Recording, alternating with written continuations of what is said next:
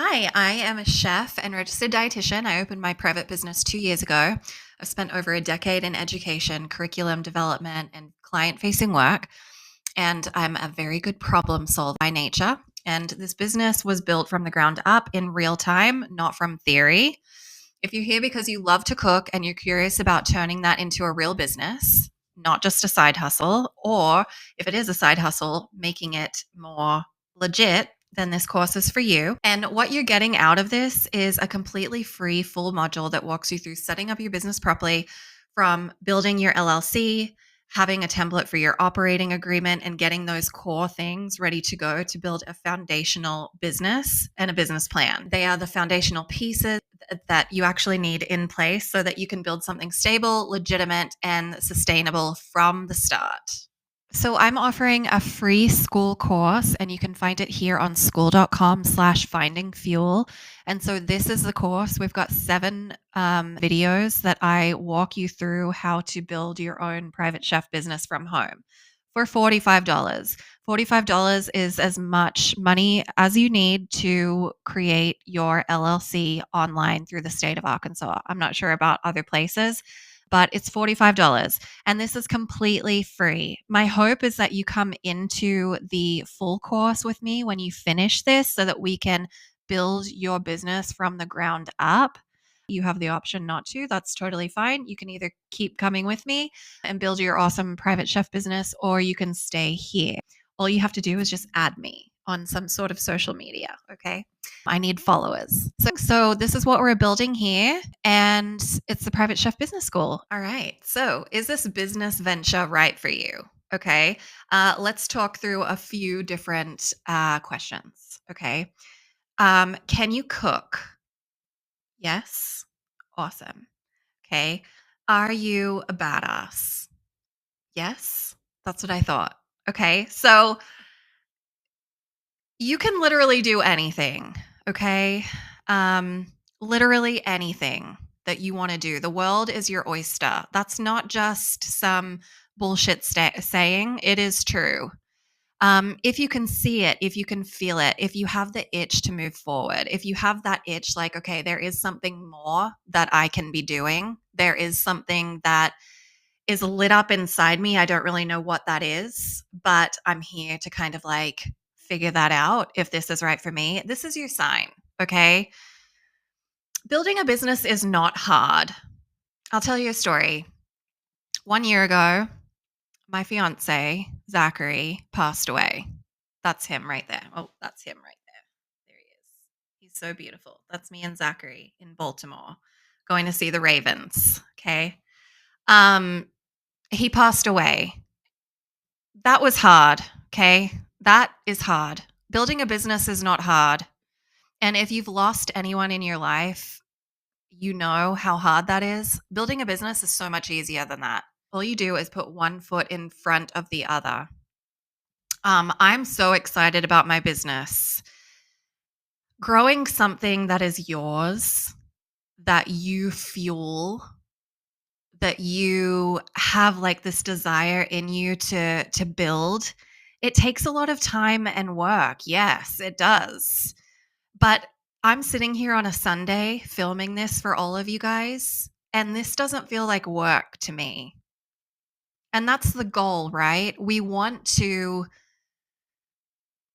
work that like we want to do work that lights us up inside. We don't want to just keep doing the same thing day in and day out and day in and day out. And then you wake up and you're like, "Oh my god, I'm 50 and haven't been living my dream." Right? I think just on a personal note, I think just in the last year of like everything that I've been through with losing my closest person in my life, is that I've realized life is short. Life is so short. And like, what are we doing with that? We don't know when our last day is. Um, and I don't want to go on this whole like rant, but like, come on, like, right? Like, come on.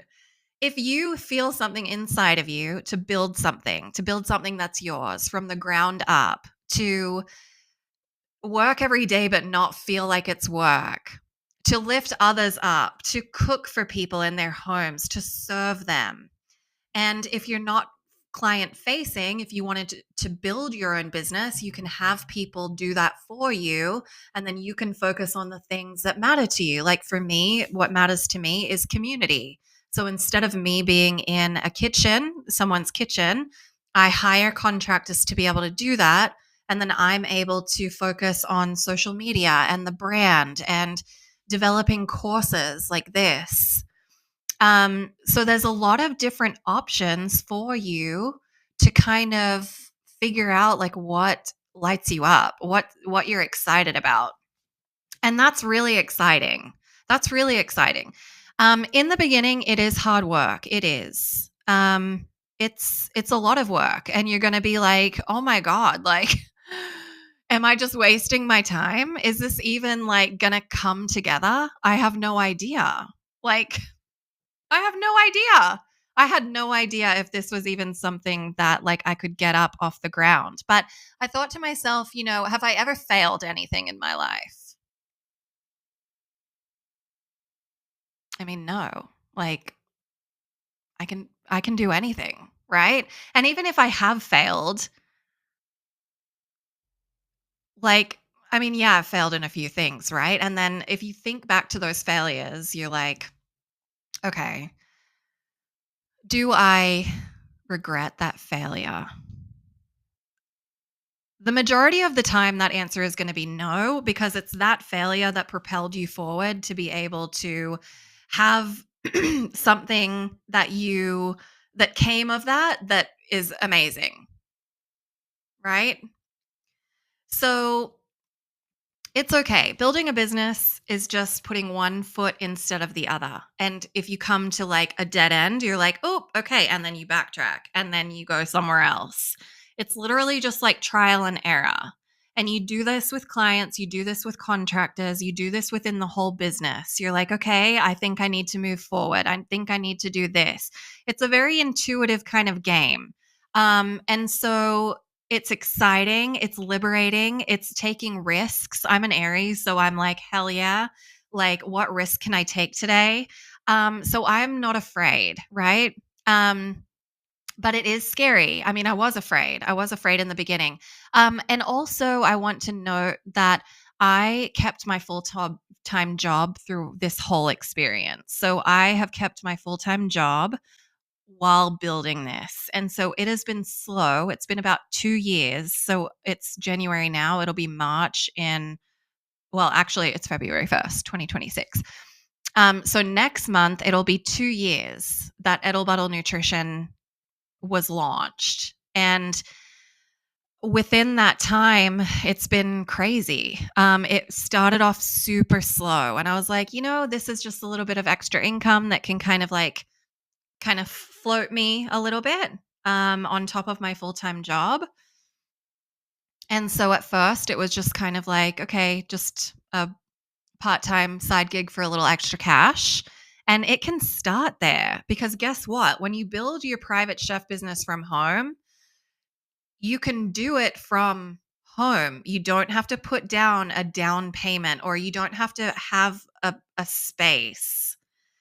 You don't have to rent a place out. You can literally do it from a tiny little area in your home. I have a spare bedroom that is dedicated to my office, but you can literally do it with a computer in a small corner of your house, and there's no risk in that. So that's why I built this business, because it is so low risk. It is super low risk because you can do it on the side. You can make a little bit of money, and over a short duration or a small, I don't know, over a longer period of time, you can build it. You can also start it from the ground up and like completely, I don't know, quit your job and go into it full blown.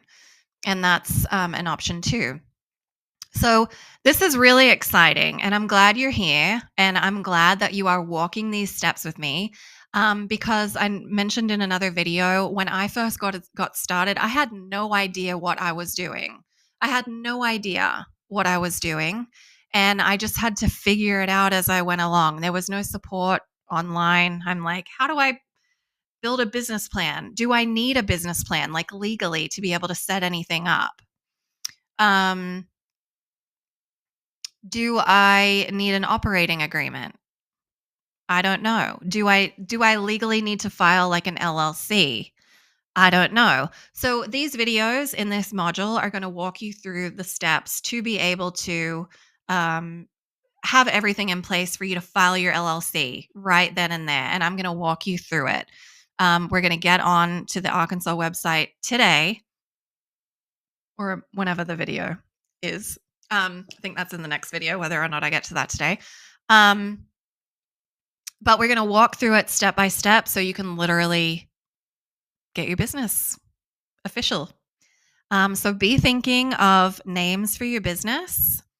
Be thinking of something smart and catchy if you want. I have Edel Buttle Nutrition. That is my Edel Buttle Nutrition Chef and Dietitian. That is my logo here. But Edel Buttle Nutrition is my last name, and then nutrition because I am a dietitian and a chef. I did have a question from someone who I have worked with one-on-one, coaching with her to be able for her to kind of build her business. And she had asked, like, should I do my last name? Because I hear that like you shouldn't put your last name in. I don't know. I think you can do whatever you want. I'm kind of like an alpha. So I'm like, that's mine. I'm putting my name on it. Everyone's going to know that this is mine. um, One of my toxic traits, right? But you can name it whatever you want. I don't think there's anything bad about that. I think that legally, we're going to set you up for success. We're going to have everything in place to have you have everything nice and tight. We're going to talk about like getting an attorney to kind of help you draft things. As you grow, you will need to invest money back into your business to be able to have those things in place, because I would say private chefing is pretty high risk, and especially when people are working for you. So there's like, theft that could happen from your contractors if you're not hiring people who are, legit. People can slip and fall in a client's home, and like who's responsible for that if anyone was to get sick from food that you made. But even if it was like past the 7-day window or deadline, or I think 4 days. So there's a lot of different things that could happen, and it's not if, it's when. So we have to make sure that we have everything in place, that everything's tight, just if and when those things happen. And that's okay, right? But we need to make sure that everything is in line and we're ready to go for when, those things, if they ever do happen. So if you're here, you probably already want to move forward, and that is so exciting. A private chef business is awesome because it offers flexibility. You can work on your own schedule. You don't need anybody telling you when and where to show up, which is amazing. It is exciting. You can do what you want. You can work one-on-one with your clients. Um, you can have your own schedule. Nobody wants to be told what to do. Nobody wants to have somewhere that they have to be every morning, right? It's 8:10. I'm running late. Oh my God. Like you can set your own schedule. If you're not a morning person, you can cook later for clients. You can do whatever fits your life best. If you have kids, I have a daughter. She is going to be 12 next week. And I want to be at home with her. And I don't want to have to be so client facing all the time. I was in the beginning, and then I'm like, and then my fiance passed away. And so actually, I wasn't even thinking about scaling. I didn't even think that I could do any of that. I'm like, who am I to like scale, But that's exactly what I did, because 3 months ago, I was having super bad anxiety. And I was like, I can't like do this. I can't do what I'm doing. It was a lot. So I made the choice to hire people on as contractors so that they could go work for me so that I didn't have to, but I could continue the business. The business could keep making money. Obviously, that is money that's going out, right? Because I'm paying my contractors. But overall, it's better than me being there and doing it every day and getting burnt out. Because at the end of the day, you can only take on so many clients without you hitting a ceiling, without you hitting that wall, being like, okay, I literally can't take any more on. And that's okay. And that's when we start scaling. So we'll talk about that in full course. And I hope to see you there. There's a lot of super valuable things in that course that we're going to talk through. And if you get into it, you will find kind of all the things that you need to learn about scaling your business, how to price clients. Okay, where do I start? How do I charge my clients? How much am I worth? We always want to downplay our worth. We're like, well, I just want to like get clients, so I'm going to start at $30 an hour. No, you don't start at $30 an hour. You start at like 60 an hour, okay? Know your worth, and people will buy from you. I promise they will. And when you put your standards up high, they're more likely to actually buy from you, opposed to being super low and having no contracts in place and not having anything on paper to kind of prove yourself. Okay, we're going to set you up the right way. Wow, you're going to be perfect. Everyone's going to love you. They're going to be hiring you like that. You do have to speak with clients. You have to be likable, right? But the beauty of it is, if you're not good at something, you can hire someone to do that, right? It's beautiful. You can literally be an owner of your business. You can have someone work for you, and they can do the things that you don't want to do. And that's actually the beauty of doing anything for your business. I am a huge advocate for bringing people in who are experts in their field and doing that for my business so that I don't have to. I can keep my time and effort on the things that I'm interested in and my passion, whether that's cooking for clients, working with clients, nutrition counseling, doing my gathering table for community events, some of my grief work with clients. And it saves you time because you don't have to figure it all out. When I got into QuickBooks and I was trying to do my own books, I was like, what is this? And I spent hours on hours on hours doing it. It would have saved me money to just bring someone on and do it for me. I have an amazing bookkeeper here in Arkansas, and I will give you all of his contact information down below. And I think he does it nationally. So you could literally probably be not in Arkansas, and I'm sure he'd do your books for you. He has people in this realm. He's my guy, my go-to guy. His name's Robert, and he's incredible. And he's cheap. I don't know if it's like 30 or $50 a month for bookkeeping, and he's super professional, super nice. Yesterday I was like, Robert, do we have W-9s? What is that? I have no idea what a W-9 is. And he's like, yep, here you go. Send it to my CPA. Like, it's so beneficial to have people who know what they're doing. It saves you so much time. Time is money. So if you're wasting time on these things that don't matter, you could literally, that time that you're putting into your books behind the desk, you could be building something big like an online course where that money will start coming in. Responsibilities of this type of work. You have to talk with clients. If you don't, get someone to hire you in. You literally pick what you want to do in your business and stick with that. It's beautiful. We're going to create a team in the full course. So we're going to talk about bringing on people, help you run your business. You cannot do it all. In the beginning, yes, maybe. You can do a lot of it.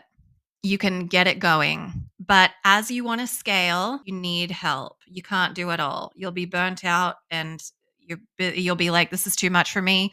And that's why so many businesses fail, because they don't understand that one thing. They're so afraid to hire people. It's not hard. You hire them as contractors. It's a good, I don't know, the IRS thing. You're not hiring as employees in the beginning. That's for later when you start scaling. But for a contractor, you can hire contractors, and it's a lot cleaner with the IRS. And we'll talk about that in the full course as well.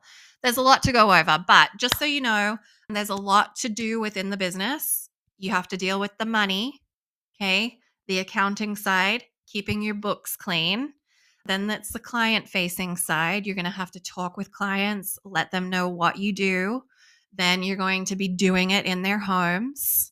What else is there? A lot. So starting from the ground up, we do like the LLC. You need an operating agreement if you want to open a business checking account.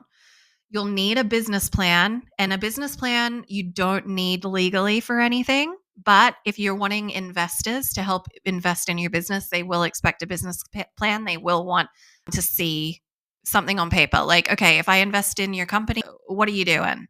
You have to have a clear picture of what you're offering. And in the beginning, you can just kind of, like I said in my last video, you can just say yes. Just say yes to everything. Get a good idea of like what you like. Do I want to do events? Do I not? Do I just want to have recurring in-home like client that I cook for every week? Do I want to just cook for one person full time? There's so many private chefs out there that cook for like one person. They're their own entity and they will be at a client's house every single day of the week cooking for them. That's a thing too. Or you can have more clients. You could go there a few times a week. You could go there once a week. Lots of different options. So figuring out kind of where your strengths are, what you want to do. Responsibilities also include being professional and being humble. You can't mouth off to clients. Even though we want to. The customer is always right. And if you're in this business, you already know that, right? Try not to get pissed and yell at anyone and tell them how stupid they are, okay? They don't know. Stay humble. And, you know, we're in the hospitality industry. We're good at serving. We live to serve. We're probably used to being talked down to. It's okay. Turn the other cheek. Because at the end of the day, you're taking their money. Okay? Be smart about what you say to people, how you carry yourself. It is a small world and you have to be kind to people because word will get out. One bad review is literally can ruin you. Okay. At the end of the day, you don't have to be like the best chef in the room. I am not. I'm actually not the most creative person. But I am very hospitable. And at the end of the day, I'm going to make it right. I'm going to make it right if something's wrong. And so we should all develop that mindset to try to make something right when it wasn't right, or if it was right but they just don't think that it's right. They're right. Okay? Who cares? You're taking their money. Just take their money and they're going to come back again and again and again if you just kind and you're easy to work with. You don't have to have the best type of food. And food is subjective, right? Someone's going to love something that you do and someone's not going to love something that you do, cooking wise. And that's okay. That's so normal. Don't be too hard on yourself or you will not make it in this space. Okay? You have to pick yourself up and keep going. And you can do it because you're a badass, right? And I'll be here to walk you through everything, start to finish. By the end of this module and the full course, you are going to be a business owner and you're going to have a clear plan on how to sell what you're selling. You're going to have a clear plan on your contracts for clients and your contractors. You're going to have clients coming in, rotating through. You're going to be making some money. And it's going to be awesome. And you're going to see that this was not as hard as you thought it would be. So prepare mentally for the legal and structural steps ahead. So we are going to focus on just kind of like taking this step by step. This is not an overnight thing. It's going to take time. That is a good thing because it takes time, especially if you're like still working in your full-time job or you're not doing this full-time and it's just kind of a side hustle, which is totally fine. It will take time and you're not going to have every single day to dedicate towards this course or just building your business. And that's okay because doing things and having enough time to figure it out as you go is going to be really good for like your reflection, like reflecting on what you need to do, giving yourself time and space to be able to breathe through it, see what works, see what doesn't work, and don't get discouraged. 2 years is a long time to not have like barely any clients and thinking like, oh my God, did I put, money into something that is just a bust? Who knows, right? But the thing is that people walk out too often before things actually pick up. They're like, you know what? Too hard. I can't do it. Do you want this? Do you want it? Then stick with it and you'll be fine. Promise you, you'll be all right. Okay. So I hope this gave you a better idea of what a private chef business actually looks like. And we'll see you in the next video.